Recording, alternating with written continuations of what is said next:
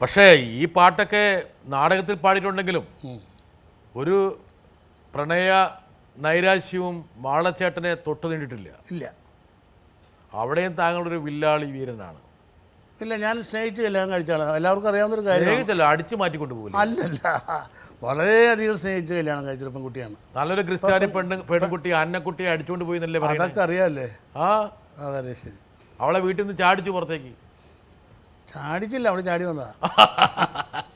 അവളെ ചാടിക്കാനുള്ള വിരുദ്ധ ഇവിടെ ഉണ്ടായി. അതുണ്ടായിരുന്നു. അവള് ചാടി തന്നെ. എൻ്റെ മാനേജർ അബ്ദുള്ള പറഞ്ഞ പോലെ സുന്ദരിയായിരുന്നു, ഇപ്പൊ ധന്വന്തരിയായി. കുഴമ്പൊക്കെ ഇട്ടിങ്ങനെ ഇരിക്കുക. വയസ്സായപ്പോൾ. എത്ര കാലം മഞ്ചാരി അടിച്ചു? 5 വർഷം. 5 വർഷം. എങ്ങനെയാണ് ആദ്യം തുടങ്ങിയത് സ്പാർക്ക്? ഞാൻ അവരുടെ സ്കൂളിലൊക്കെ പോയി തബലയൊക്കെ വായിക്കാൻ പോയി കണ്ട്. അപ്പൊ തബല വായിച്ചപ്പോൾ കണ്ണവിടെയാണ്? ആയിരുന്നു. തബലന്റെ മുകളിൽ വിരൽ മാത്രമേ ഉള്ളൂ? അത്രേ ഉള്ളൂ.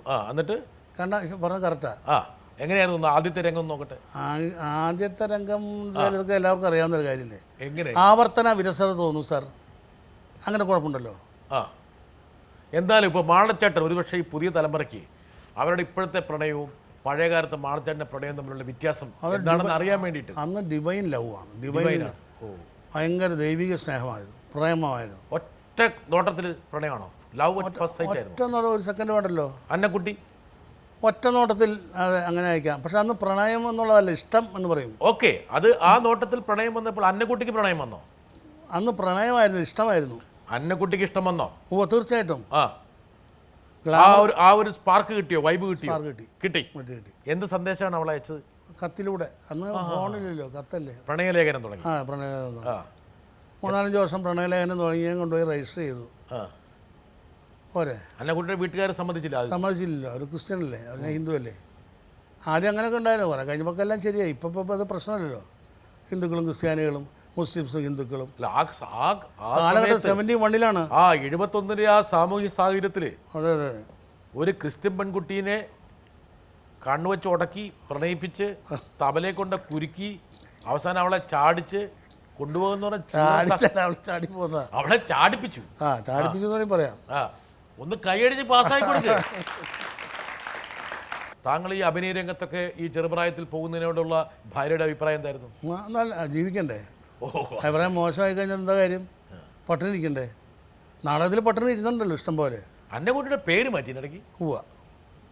അതെന്ത് പറ്റുന്ന ആൾക്കാർ മുഴുവൻ അന്നക്കുട്ടിയോ എന്ന് ചോദിക്കുന്ന ഒരു കാലഘട്ടമായിരുന്നു 71-ലൊക്കെ. ഗീത എന്നിട്ട് ഞാൻ ഗീത എന്നുള്ള പേര് എനിക്ക് പണ്ടേ ഇഷ്ടമാണ്. അപ്പം അങ്ങനെ വായിൽ തോന്നി, അങ്ങനെ ഗീത എന്നിട്ട്. അതിനെന്താ? ആദ്യ പ്രണയമായിരുന്നു അന്നക്കുട്ടിയായിട്ട്? അത്രേ ഉള്ളൂ, വേറെ ആരായിട്ടും പ്രണയം ഉണ്ടായില്ല. പഞ്ചാര അടിച്ചിട്ടുണ്ട് പലരെയും. അത് അബ്ദുള്ള പറഞ്ഞിട്ടുണ്ട്. അത് അബ്ദുള്ള പറഞ്ഞു, അതിൻ്റെ ഉസ്താദായിരുന്നു. സ്നേഹം എന്ന് പറയുന്ന ഗീതയോട് ഇപ്പോഴും അതെ, എപ്പോഴും അതെ, എന്നും അതെ, മരിക്കുന്നവരെ. പക്ഷെ അന്നക്കുട്ടി ഭാഗ്യം കൊണ്ടുവന്നു. എന്താ കാരണം അറിയോ? അന്നക്കുട്ടിയെ കെട്ടിയ ശേഷമാണ് സിനിമയിലേക്ക് ഒരു വരവ് വന്നത്. തീർച്ചയായിട്ടും. പിന്നീട് തിരിഞ്ഞു നോക്കേണ്ടി വന്നിട്ടില്ല. അത് പലരും പറയാറുണ്ട്. പക്ഷേ ഞാൻ അങ്ങനെ വിളിച്ചു പോകേണ്ട കാര്യമില്ലോ എന്ന് വെച്ചിട്ട് പറയാണ്ടിരുന്നതാണ്. പക്ഷെ പറയേണ്ടത് ഈ പ്രായത്തിലെങ്കിലും പറയണ്ടേ, അന്നക്കുട്ടി നീ കാരണമാണ് എൻ്റെ ജീവിതം ഇങ്ങനെ പൂത്തുളഞ്ഞത്. അത് വേണ്ട, അവൾ തലയിൽ കയറും. അത് വേണ്ട.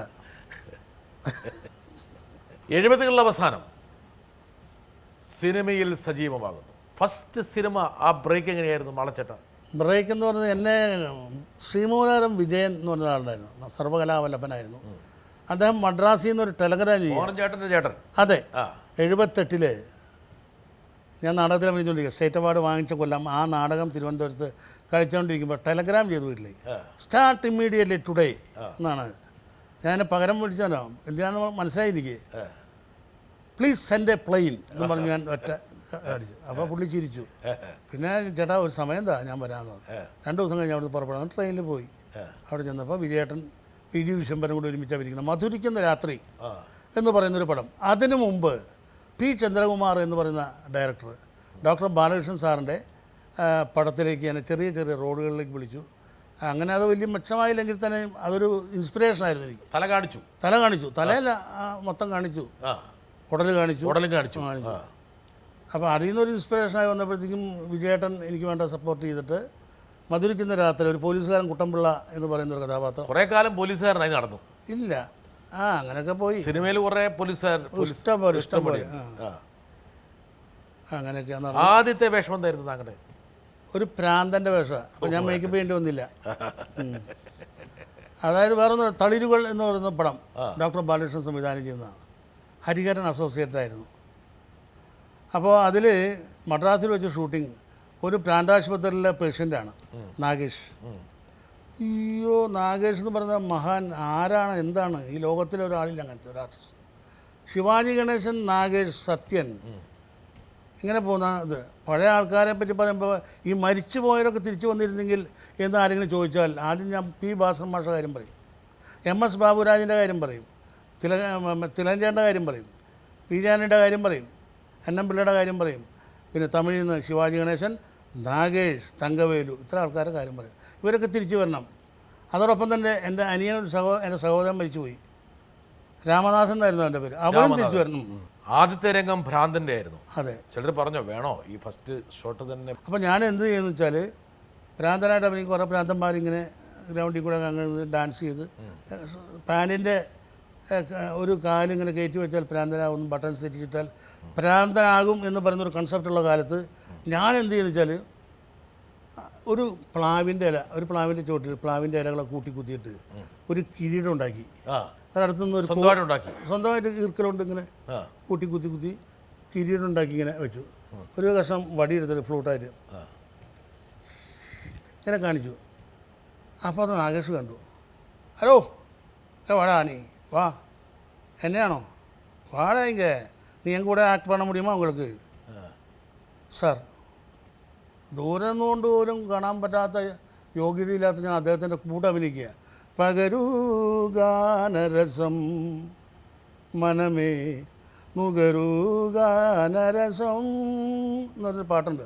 ബാലമുരളീകൃഷ്ണ പാടിയ പാട്ട് ഇദ്ദേഹം പാടുന്നു. ഇദ്ദേഹത്തിൻ്റെ മുകളിൽ തലയ്ക്ക് മുകളിൽ ഒരു ഉറുമ്പിനെ കൊണ്ടുവന്ന് വയ്ക്കുന്നു, പുളി ഉറുമ്പിനെ കൊണ്ടുവന്ന് വയ്ക്കുന്നു. ഗാമപ്പമ എന്ന് പറഞ്ഞിട്ട് ആക്ഷൻ കാണിക്കാം. ഉറുമ്പ് ഇതിലും കയറി. എന്നിട്ട് ഞാനവിടെ കിടന്നിങ്ങനെ ഫ്ലൂട്ട് വായിച്ചുകൊണ്ടിരിക്കുമ്പോൾ എൻ്റെ നടുക്ക് കൂടി നട്ടിലുമ്പോൾ കൂടി കയറി ആണ് പോകുന്നു. ആ ഒരു ഷോട്ടാണ്. എന്നെ വിളിച്ചു ഇയാൾ, നീ നല്ല ആക്ടർ പണിയാണ്. ഹരിഹരൻ സാർ എന്താ അന്ന് എൻ്റെ എവിടെ വീട്, എൻ്റെ പേര് അഡ്രസ്സ് എടുത്തു. പിന്നെ മുത്തുച്ചിപ്പികൾ എന്ന് പറയുന്ന പടത്തിലാണ് അദ്ദേഹം വിളിച്ചത്. അപ്പോഴേ സാധ്യത ഉണ്ടായുള്ളൂ. സ്വന്തം തന്ത പടം എടുത്താൽ പോലും റോളില്ലെങ്കിൽ അച്ഛൻ വിളിക്കൂല എന്നെ, നീ വേറെ വല്ല പടത്തിൽ പോകാൻ പറയും. കോൺഫിഡൻസ് ആയോ ഫസ്റ്റ് വേഷം കൊണ്ട് തന്നെ? ഇല്ല, അത് ഇങ്ങനെ കിട്ടുമെന്നുള്ള പ്രതീക്ഷ ഒന്നും ഉണ്ടായില്ല. പിന്നെ മധുരിക്കുന്ന രാത്രിയിൽ എനിക്ക് ധൈര്യപ്പെട്ട് വളരെ കോൺഫിഡൻസ് ആയി എനിക്ക്.